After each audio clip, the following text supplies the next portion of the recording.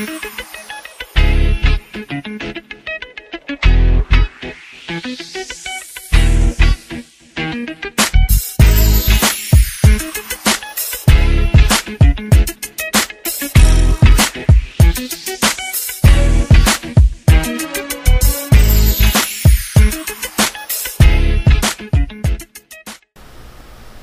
in this volume of Hard at Work, we're going to do a modified taper using the Andis Easy Fade 21-piece kit.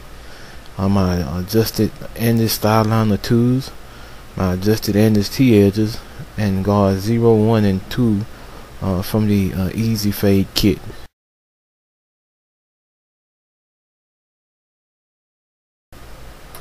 So here's a view of the tools that I'll be using.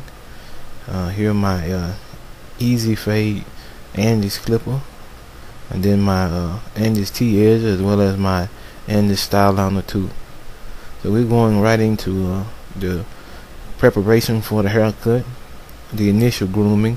I'm combing through to remove any kinks that might be in the hair, so that the hair might cut evenly, and I'm making sure that I'm combing it in the direction that it grows, paying attention to the cowlick, combing it in the direction that it grows as well. And so as I mentioned, here's a bit of preparation. It's a good thing to do before you cut an individual's hair, because you'll see exactly what you need to do in order to cut it in a way that it'll cut evenly and it'll look good for the individual with whom you are servicing. And so here I'm still combing, still making sure that things are the way that they should be. So now, while I'm at the back of the head, I go ahead and put in the guideline, and as you can see, I'm using the Easy Fade clipper all the way open, and so I'm putting in that guideline to start the taper. I'm cleaning it up, making sure that the taper, the area where I'm going to taper, is free of hair, unwanted hair, so that the taper, when I go to blend, will be one that will look nice. And so here you will see me taking off the excess from the top of his hair. I am using at this point the number 1 guard, and I'm going with the grain, and making sure that I'm cutting it in the way in which that it grows. And so you'll notice that the Easy Fade clipper does a pretty good job at cutting with the grain, and also bringing out his natural wave pattern. It does a pretty good job in that. And I would say that would be thanks to the fade blade that is sold with the clipper. And so here I'm still cleaning it up, cutting around the cowlick area, making sure to be careful to cut it in the way that it grows, because if you make the mistake of cutting in a way other than the way it grows, there will be a plug in the individual's head. And what I mean by plug is that you will have a bald spot. And so be careful about that. Make sure that you comb it in enough to be familiar with the cowlick. As you can see it there, I'm avoiding a little bit of it so that I don't cut into it with any part of the clipper.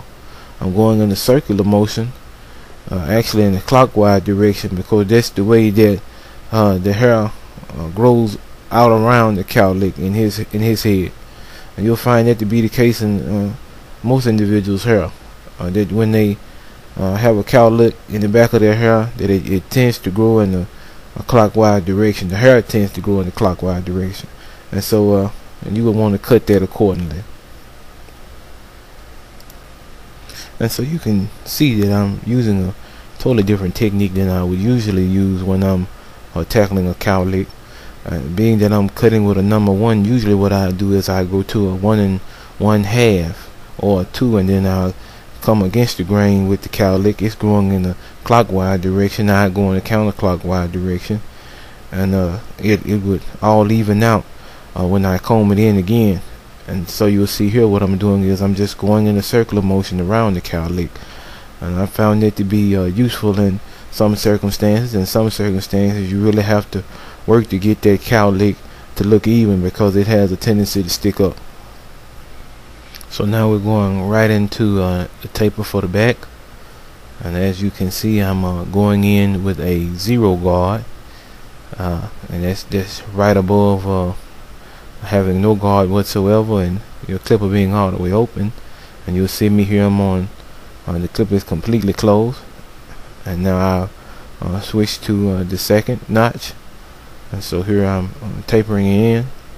I'm going up just a little bit, probably a few centimeters up, so that it'll blend nicely.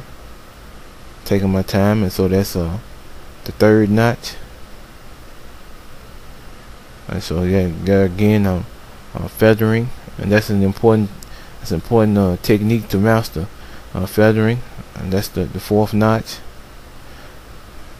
So it's necessary to feather because you don't want to leave any additional lines while you're doing the tapering.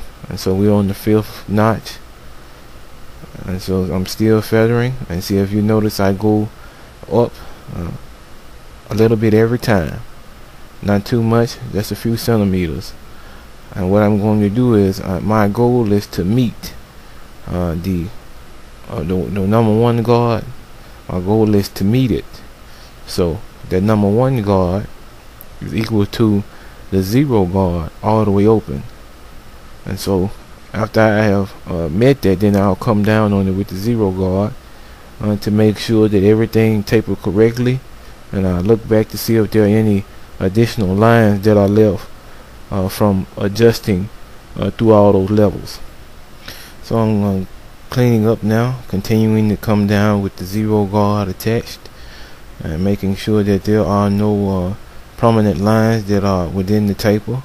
And now the only thing that's left to do is to blend out my guideline that I set with my clipper blade being all the way open.